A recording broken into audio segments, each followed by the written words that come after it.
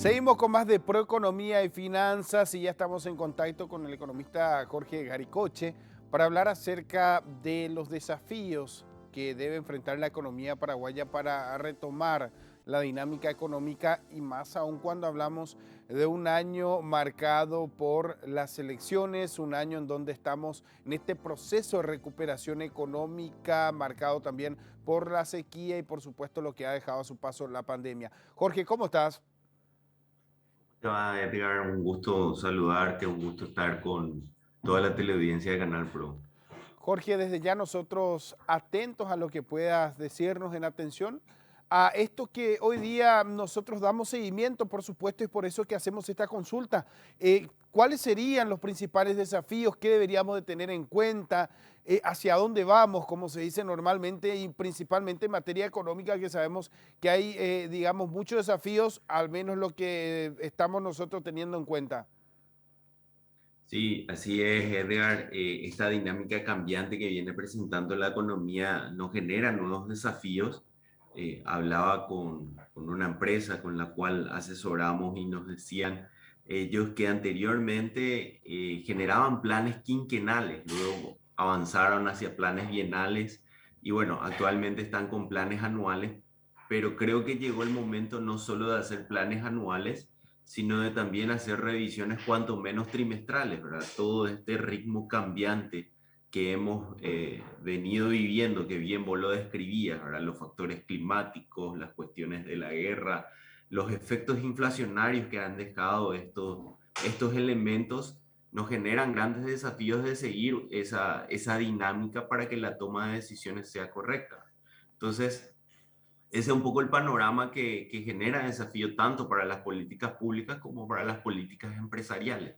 Así que el conocimiento, el seguir la información de cerca, el tener las perspectivas claras van a ser claves para la correcta toma de decisiones, ¿verdad? Y ahí un poco el panorama parece ser interesante para el país, un crecimiento que estaría estimado, proyectado alrededor del 4%, con un asterisco ahí de que eso podría incluso ser más si es que la inversión privada que se tiene prevista, especialmente en la zona de Concepción, eso estaría, si llega a desarrollarse, eso estaría generando alrededor de 0, cuanto menos 0,5% más en el PIB. ¿Verdad? Entonces hay una perspectiva muy interesante, muy buena que se está esperando para el Paraguay, no así a nivel mundial donde cada proyección que se está generando es una proyección a la baja, eh, es una previsión de que los mercados crecerían mucho menos de lo que ya se venía esperando, ¿verdad? De hecho, uno le escuchaba en estos días al director del Fondo Monetario Económico intentando traer un poco de calma a los mercados, pero finalmente en plena conferencia sale a decir que lo peor todavía está por venir, ¿verdad? Entonces, en medio de esa divergencia de perspectivas, nos vamos a estar encontrando ahora con una situación donde no podemos dejar de tener en cuenta que el dólar probablemente esté mucho más fluctuante de lo que venía estando en la primera parte del año.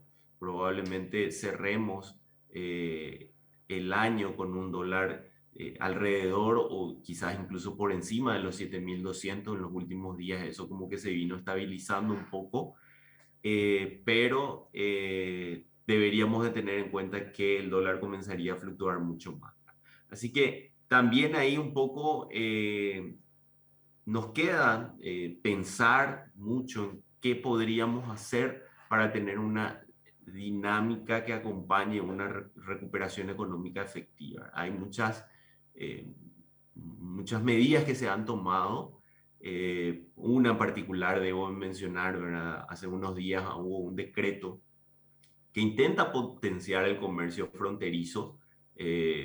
No quiero ser pesimista, pero particularmente la devaluación que ha tenido el real, creo que complica mucho más, va mucho más allá de lo que una reducción de impuestos pueda lograr en términos de competitividad. Así que si hablamos de recuperación económica, creo que también Si bien es cierto, eso no se da de la noche a la mañana, pero en el mediano plazo también tenemos que pensar en la reconversión de nuestros negocios fronterizos, ¿verdad? Son negocios muy volátiles, son negocios que siempre están a expensas de decisiones políticas que escapan totalmente a cuestiones internas, ¿verdad? Dependemos un poco de las decisiones que se tomen en el Brasil, decisiones que se tomen en Argentina, que en los últimos tiempos lastimosamente no han sido las más acertadas. Así que por ahí un poco también va mi visión, la lectura que estoy teniendo respecto a la situación que podría verse en frontera.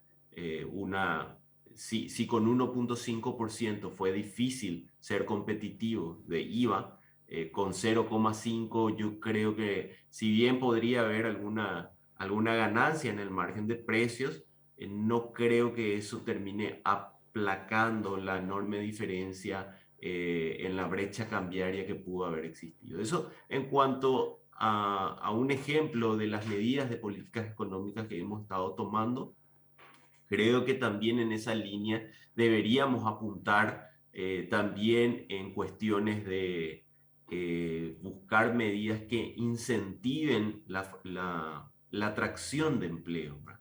Una cuestión que me gusta empujar porque hace mucho vengo diciendo esto. Creo que deberíamos ser lo suficientemente creativos en encontrar algún esquema donde podamos plantear cuestiones como tasas de interés para empresas que sean beneficiosas en la medida que más empleo genere, ¿verdad? Que exista una relación entre la tasa y el empleo que genere, por ejemplo, ¿verdad? O sea, tenemos una necesidad de apuntar a ese lado. Creo que a veces tenemos que darle también la lectura correcta a los datos que se generan, ¿verdad? El Instituto Nacional de Estadística nos dice que la tasa de desocupación en el último trimestre fue mucho más favorable que el año pasado. Sin embargo, esos mismos datos nos dicen que parte de esos resultados también tienen el componente de que mucha gente ha salido de la fuerza laboral. Entonces, por ahí un poco tienen que ir direccionadas las claves de nuestras políticas públicas,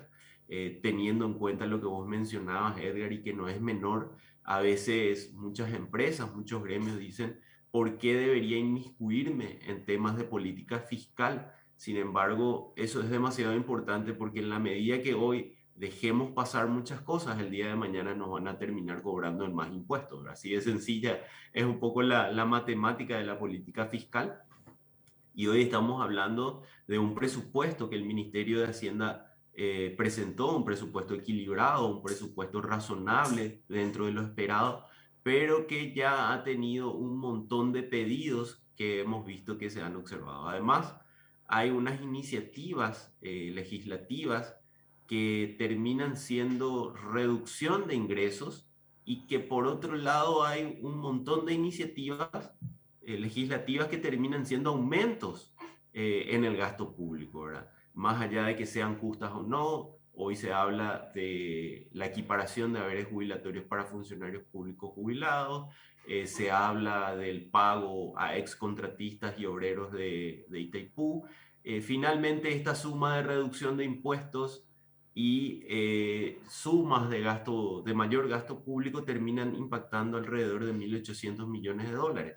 Eso nada más y nada menos es 4% del PIB, ¿verdad? Que si uno dice, bueno, ¿y eso cómo nos afectaría en el futuro o en el mediano plazo? Es un poco lo que decía Edgar, definitivamente se van a tener que ajustar impuestos, ¿verdad? Entonces es importante que las empresas, los gremios, la sociedad civil esté involucrado en estos procesos de decisiones de políticas económicas, de normativas que estamos sacando, porque generalmente los criterios técnicos se suelen relajar al momento de tomas de decisiones en épocas electorales, así que tenemos que estar atentos a esas cuestiones.